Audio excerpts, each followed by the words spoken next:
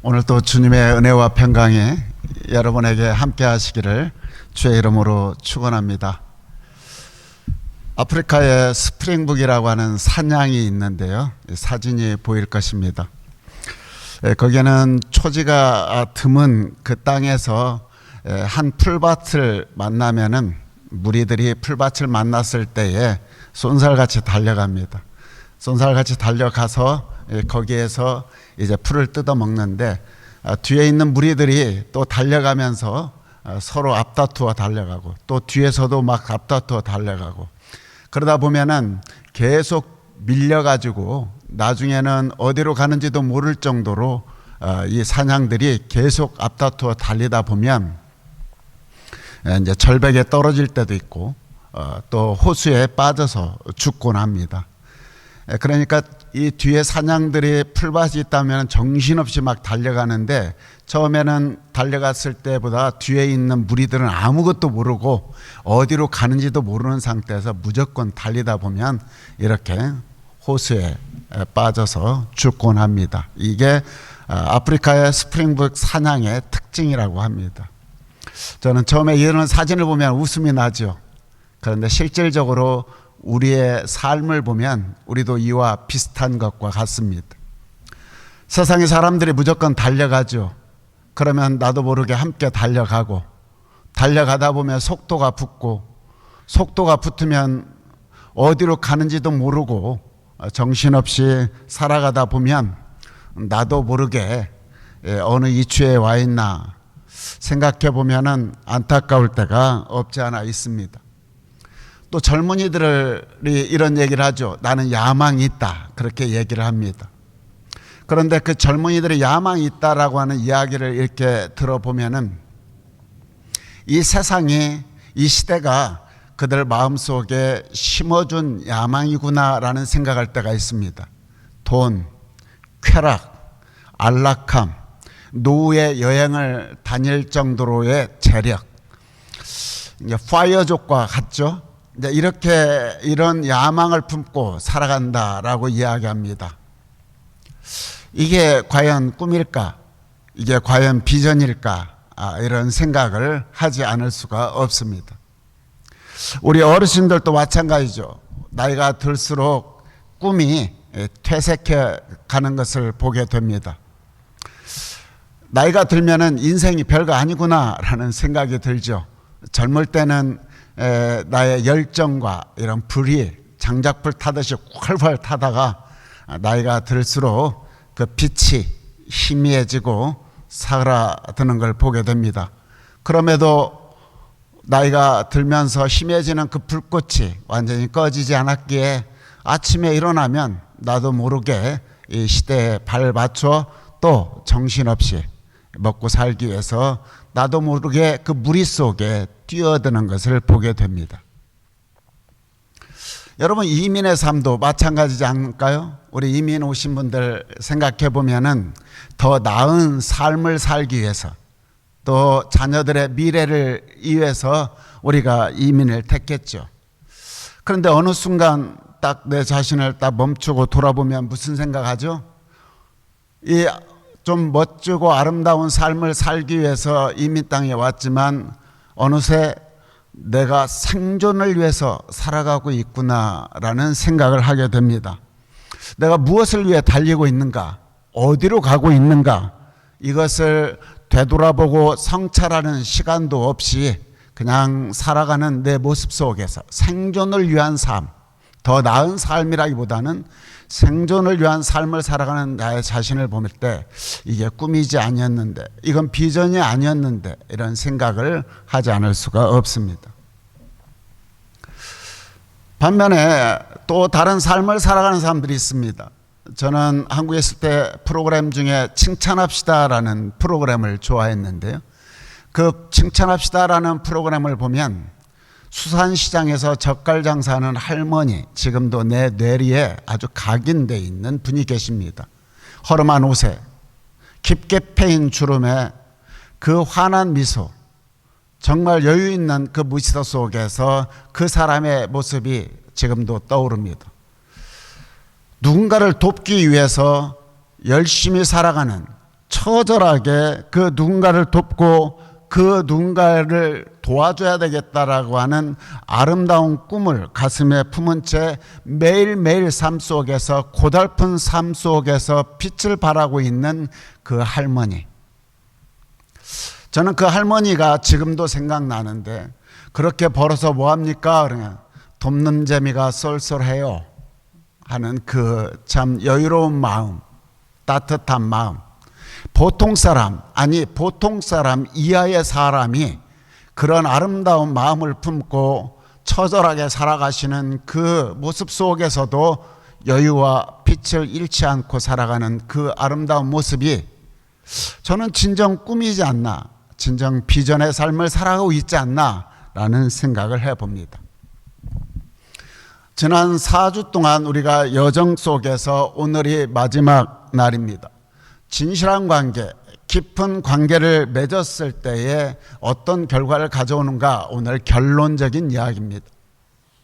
3주 동안 이야기를 나눴고 오늘 마지막 결론으로서 진실한 관계, 깊은 관계를 맺고 살아가는, 그렇게 맺어갈 때서야 비로소 함께 꿈을 꿀 수 있다라는 사실을 오늘 성경은 가르쳐 줍니다. 진실한 관계와 깊은 관계가 맺어지지 않으면 꿈을 꿀 수가 없죠. 각자 살아가는 것이니까, 각자 도생하는 것이니까.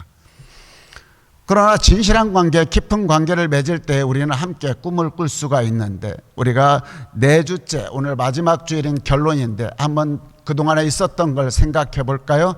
첫 번째 주일에 우리가 사람과 사람이 만나면 이중 쌍벽이 생긴다라고 말씀했습니다.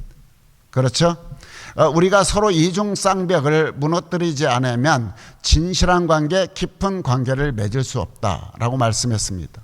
두 번째 시간은 그 이중 쌍벽을 무너뜨리는데, 허무는 데 있어서 2가지 훈련의 장소를 하나님이 허락해 주셨는데, 첫 번째가 가정이었고 두 번째가 교회라고 하는 그러한 훈련의 장소를 마련해 주셨습니다.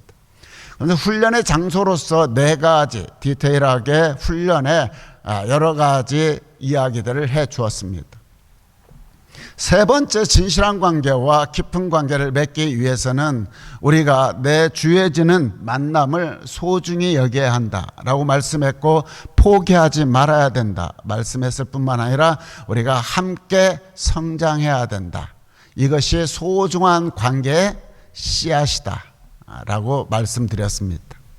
오늘은 진실한 관계와 깊은 관계의 열매를 맺기 위해서 함께 꿈을 꾸게 만드시는 하나님의 역사하심에 대한 말씀을 나누려 합니다. 오늘 같이 읽었는데요, 빌립보서 2장 13절에 하나님은 자기의 기쁘신 뜻을 위하여 여러분 안에서 소원을 두고 행하게 하시는 분이십니다 라고 말씀하고 있습니다. 이 성경을 읽을 때 많은 사람들이 착각하고 읽는 것 중에 하나가 뭐냐면 단수로 읽는다는 것입니다. 내 안에서 행하시는 하나님이 나에게 소원을 두셨다.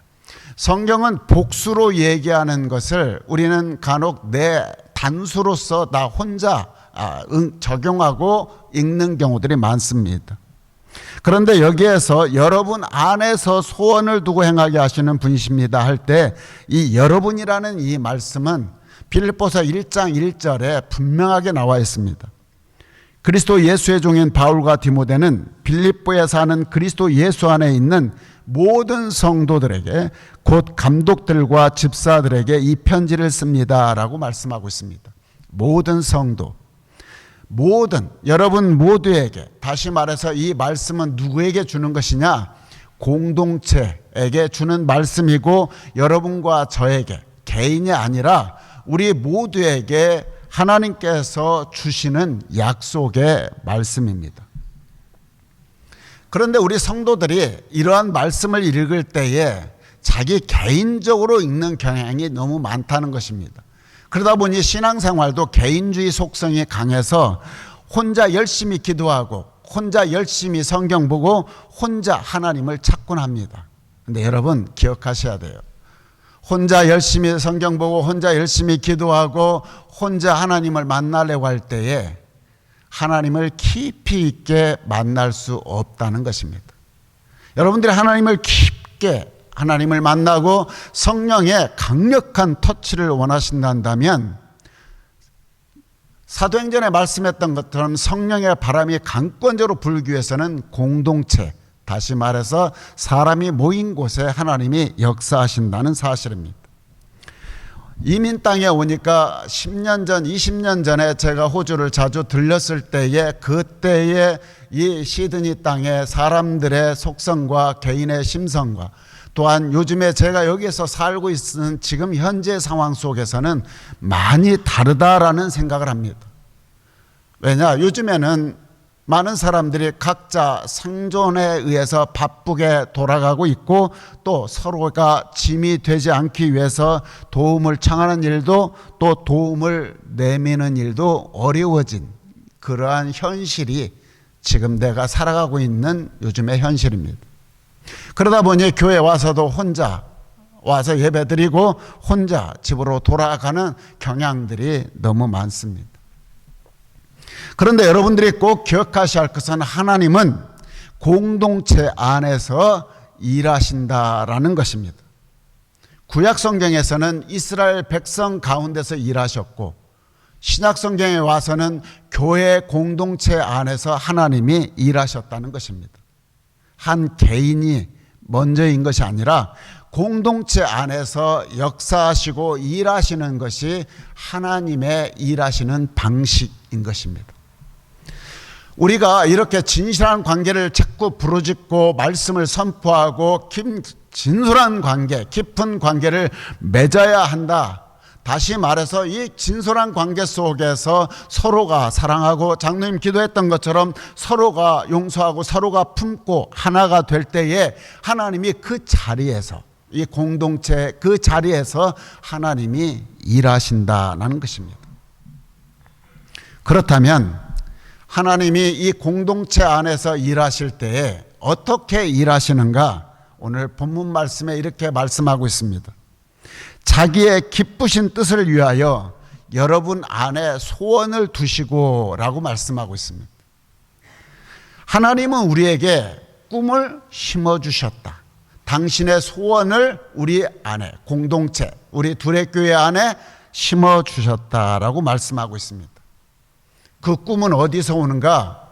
성경에서 이야기하는 이 꿈은 우리의 현실을 벗어나거나 현실을 무관한 백일몽이 아닙니다.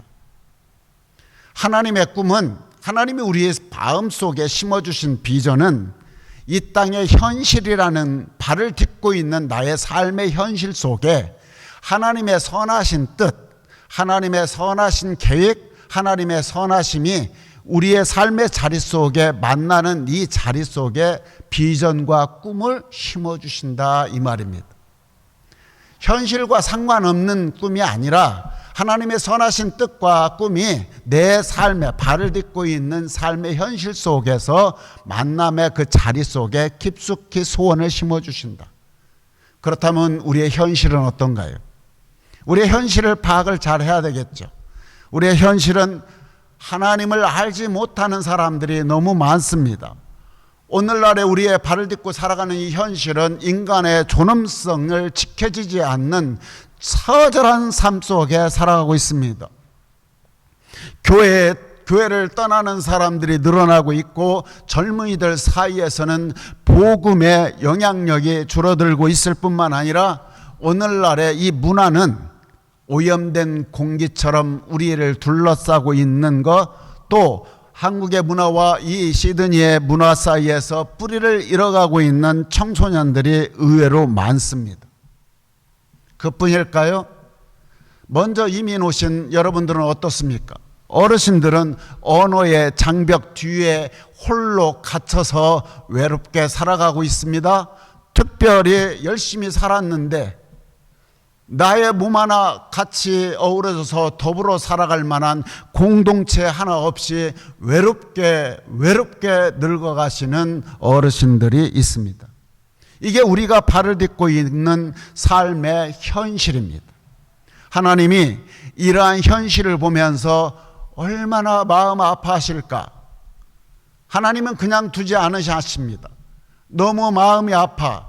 이런 현실을 보면서 너무 마음이 아프셔서 그냥 보고 계실 수가 없어 우리의 마음속에 꿈을 심어주시고 소원을 불어넣어 주셔서 하나님의 선하신 목적을 내 가슴팍에 새겨주셔서 이 땅에서 외롭게 살아가는 사람, 힘들게 살아가는 사람, 처절하게 살아가는 사람, 그 사람들을 회복시키시고 상처받고 살아가는 사람들 치유하여 주시고 병들어가는 이 사회를 변화시키기 위해서 하나님이 우리 안에 찾아오셔서 소원을 불어넣어 주셨다는 것입니다.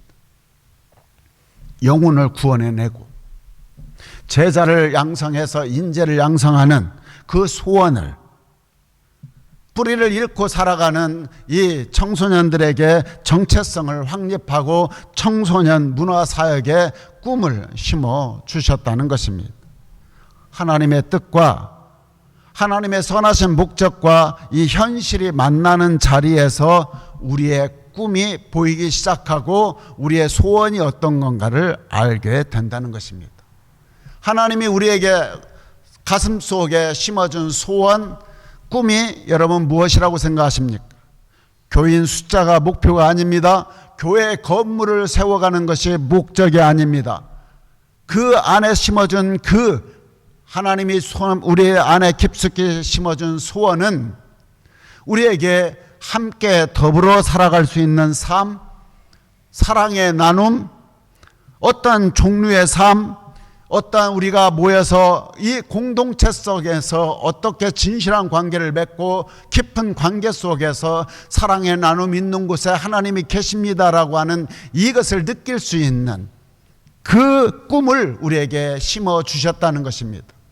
그 꿈을 위해서 우리가 살아갈 때에 그 하나님의 사람들이 한둘 모이게 되고 그들이 아름답게 공동체를 이루어 가도록 하나님이 허락해 주신 것이라는 것입니다.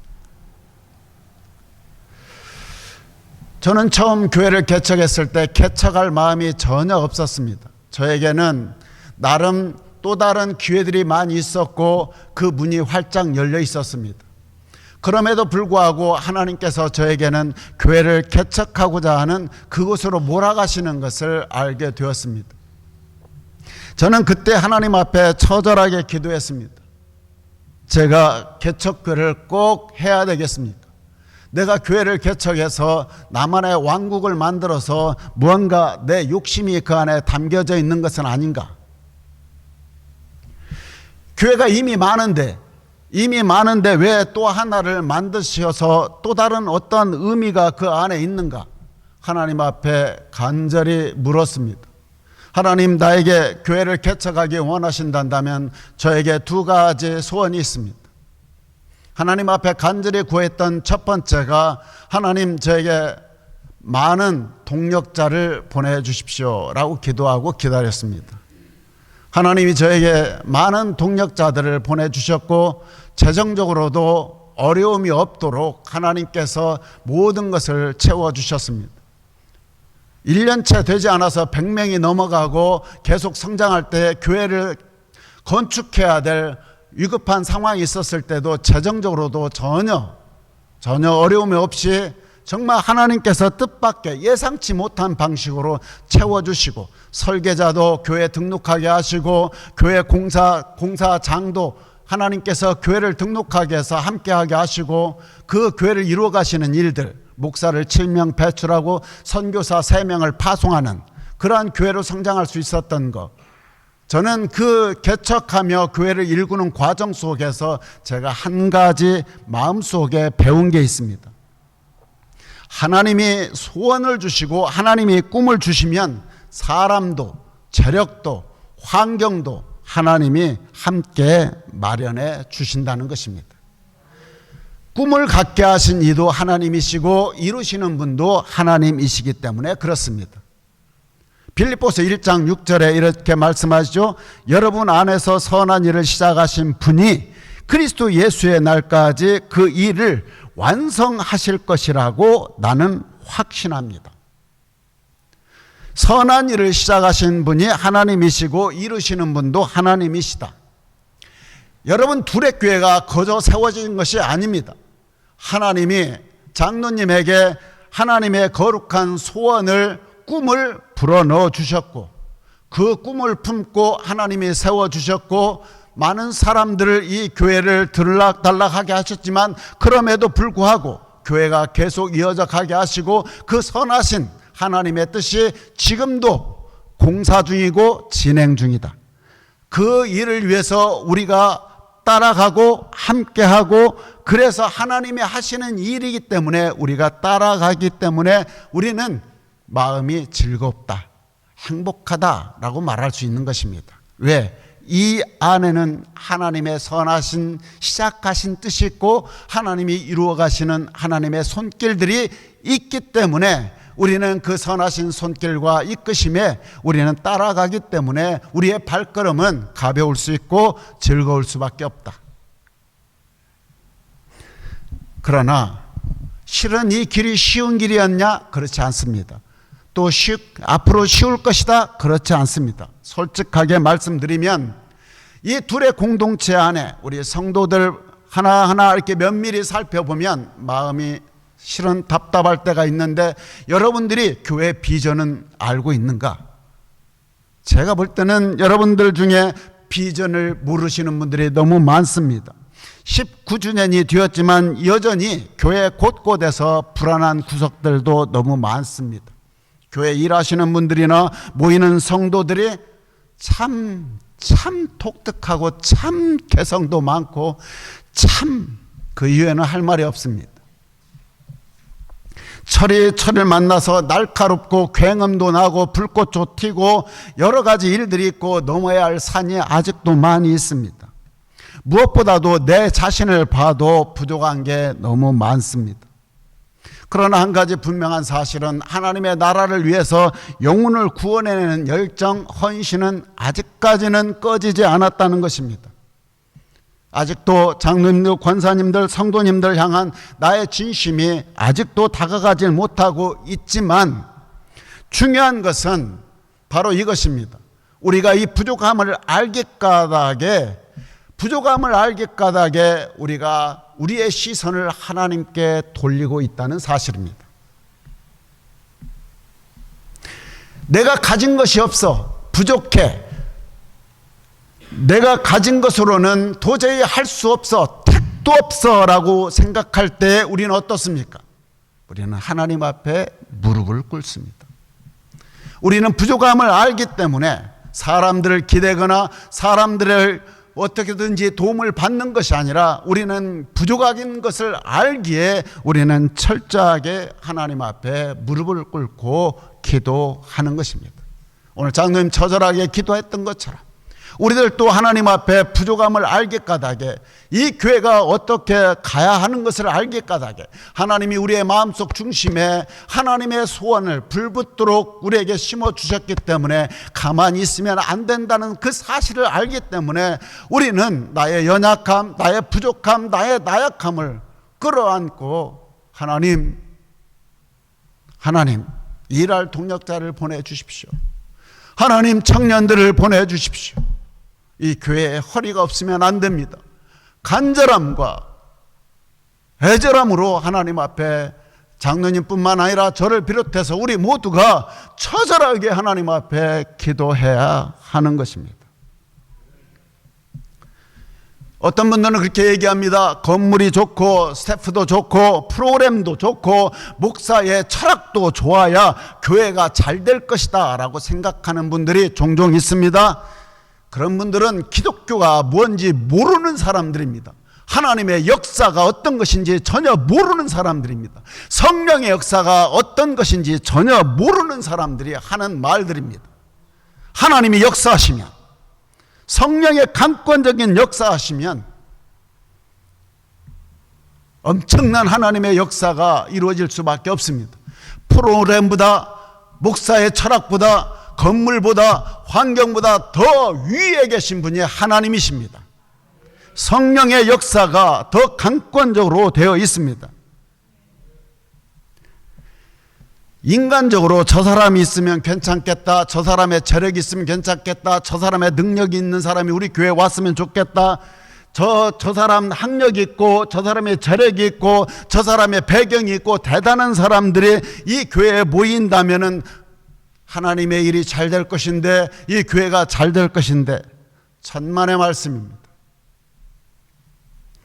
하나님이 붙들고 계시지 않으면 그 모든 것들은 아무 의미가 없습니다. 손을 놔버리면 무너지게 되어 있습니다. 인간적인 힘, 인간적인 매력, 인간적인 것들로 엮어지면 반드시 망하게 되어 있습니다.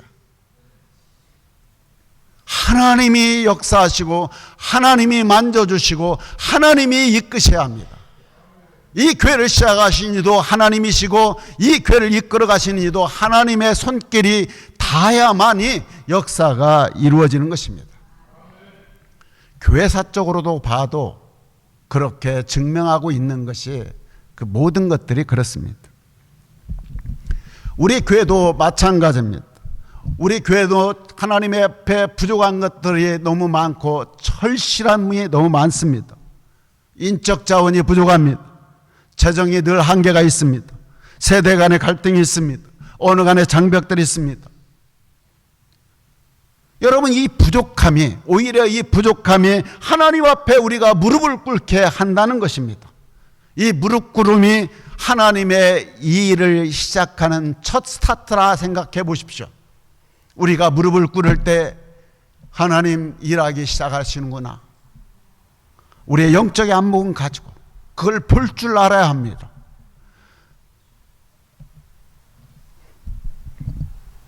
여러분, 내가 부족할 때 비참하다, 절망하다, 자존감 떨어진다 이렇게 말할 필요 없습니다. 부족하기에 하나님 나를 긍휼히 여기시고 자비를 베푸시고 하나님의 도우심이 없이는 우리가 이걸 감당할 수 없습니다. 처절하게 무릎 꿇고 처절하게 낮아지고 처절하게 눈물 뿌려 기도할 때에 하나님은 반드시 눈물을 닦아주시고 우리 교회를 새롭게 일으켜 세워주시고 이끄시리라 믿습니다. 그러므로 두레교회 모든 성도들, 그때까지 우리가 지속적으로 거침없이 그러나 끝까지 함께 나아가기를 주의 이름으로 축원합니다. 그렇게 나아가는 길목에 평탄할 거라 생각하지 마십시오. 우리가 나아가는 길목 속에 실수도 있을 수 있습니다. 때로는 오해가 있을 수 있습니다. 때로는 믿었던 사람들에게 배신감을 느낄 수 있고 어려움이 있을 수 있습니다.